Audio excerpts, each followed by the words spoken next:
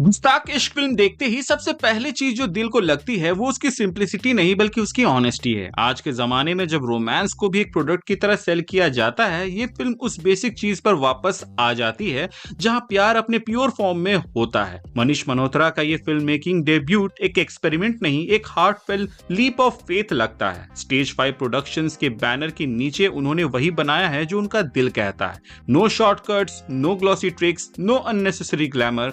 उनका सिनेमा के लिए प्यार हर एक फ्रेम में दिखाई देता है, हर एक सीन के पीछे एक इमोशन फील होता है। तो मोटी मोटी बात यह है कि फिल्म एक शायराना लव स्टोरी है जो हमें दो लवर्स के कविताओं से लेकर एक दूसरे के प्यार में गिरने तक का सफर और फिर उनके इस प्यार को जिंदा रखने में जो प्रॉब्लम्स आती हैं उनसे रूबरू कराता है। ये फिल्म एक रिक्रिएटेड 90s वर्ल्ड में सेट है, पर नॉस्टैल्जिया सिर्फ आपको प्रॉप्स और कॉस्ट्यूम में देखने को नहीं मिलेगी बल्कि फीलिंग के थ्रू इवोक की गई है। पुरानी दिल्ली की गलियां, वो पुराना आर्किटेक्चर, कलरफुल वॉल्स, चाय की दुकान, साइकिल की बेल की आवाज, सब मिलकर एक दुनिया बनाती है जो एक साथ फेमिलियर और ब्यूटीफुल लगती है। आज के मॉडर्न वर्ल्ड में जहां सब कुछ फास्ट, डिजिटल और फिल्टर्ड है, गुस्ताख इश्क एक अनफिल्टर्ड दुनिया है। कैरेक्टर्स के घर रियल लगते हैं, उनकी बातें नहीं, उनकी खामोशी रियल लगती है। कैमरा सिर्फ फॉलो नहीं करता, ऑब्जर्व करता है और इसी ऑब्जर्वेशन में वो प्योरिटी आ जाती है जो हमारे अपने जीवन में छोटी मोमेंट्स में होती है।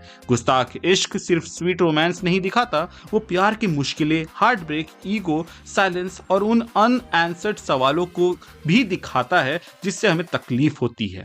वो कॉम्प्लेक्सिटी जो असलियत में होती है, जहां लोग डिसीजन से ज्यादा इमोशंस में चलते हैं। यहाँ प्यार बैलेंस शीट में नहीं होता, इंस्टिंक्ट पर होता है, जिस वजह से कैरेक्टर्स का दिल से लिया हुआ डिसीजंस और फिर उसके जो कॉन्सिक्वेंसेज होते हैं उनको देखना एक रियल सफर लगता है। फिल्म का सबसे सुंदर एलिमेंट है ये स्मॉल जेस्चर्स। आज लव को 4 लाइंस में डिफाइन करने की आदत पड़ चुकी है लोगों को, लेकिन इस मूवी के अंदर एक चाय शेयर करना, एक बार आंखों से हाँ बोल देना, एक लम्हा बिना बोले साथ बिताना, ये सब रोमांस का हार्ट बन जाता है। ग्रैंड एक्शंस नहीं, छोटी चीजें, simple care, small touch, quite moments, यही फिल्म का बेस्ट रोमांस लैंग्वेज लगता है जो कि आप फील भी करोगे।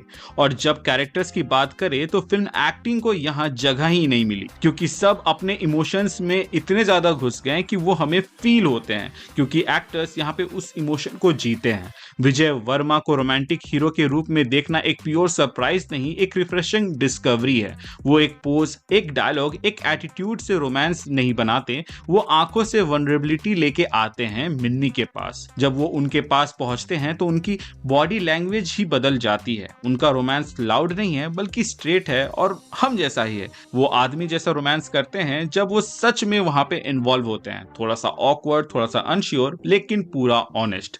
इस फिल्म का इमोशनल कोर है फातिमा शना शेख। मिनी स्क्रीन पर एक कैरेक्टर नहीं, एक इंसान बन जाती है। उसकी फीलिंग्स, उसका लॉन्गिंग, उसका मोहब्बत और उसके चॉइसेस सब बिलीवेबल लगते हैं। वो इनोसेंस और स्ट्रेंथ दोनों को साथ में कैरी करती है। वो इमोशंस को दिखाती नहीं, वो उन्हें जीती है। और उन दोनों की केमिस्ट्री स्टेज नहीं बल्कि नेचुरल लगती है, जहां दो लोग एक दूसरे को बिना कुछ कहे ही सब कुछ समझ जाते हैं।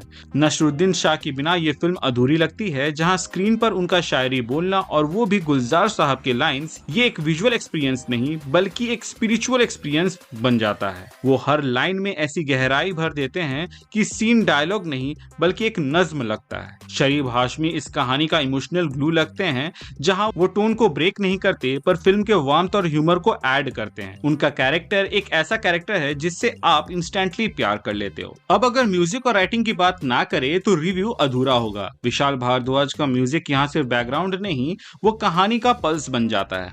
आप इस धूप में और उल जलूल जैसे ट्रैक सिर्फ सुनाई नहीं देते, महसूस होते हैं। अरिजीत सिंह वापस अपने प्योर रोमांस अवतार में दिखते हैं। ये गाने एक बार नहीं, बार बार दिल को तोड़ेंगे, बार बार उनको जोड़ेंगे। और गुलजार साहब के डायलॉग्स तो पोइट्री की तरह है। उनका थॉट प्रोसेस फिल्म को एक क्लासिकल ब्यूटी दे देता है। फ्रेजेस, वर्ड पॉजेस, सब में एक सुकून है। ऐसी राइटिंग आजकल कम देखने को मिलती है, जहां डायलॉग सिर्फ डायलॉग्स नहीं बल्कि फीलिंग्स का ट्रांसलेशन होते हैं। डायरेक्शन बाय व्यू पूरी इज सेंसिटिव, ग्राउंडेड, स्टेबल। ऐसी डायरेक्शन जहां फिल्म मेकर एक्टर्स को एक्ट नहीं करवाते, वो सिर्फ उनको उस रोल को जीने देते हैं। कैमरा कहानी को एग्जैगरेट नहीं करती, सिर्फ एकम्पनी करती है। और मानुष नंदन की सिनेमेटोग्राफी हर फ्रेम को पेंटिंग और हर मोमेंट को पोइट्री बना देती है।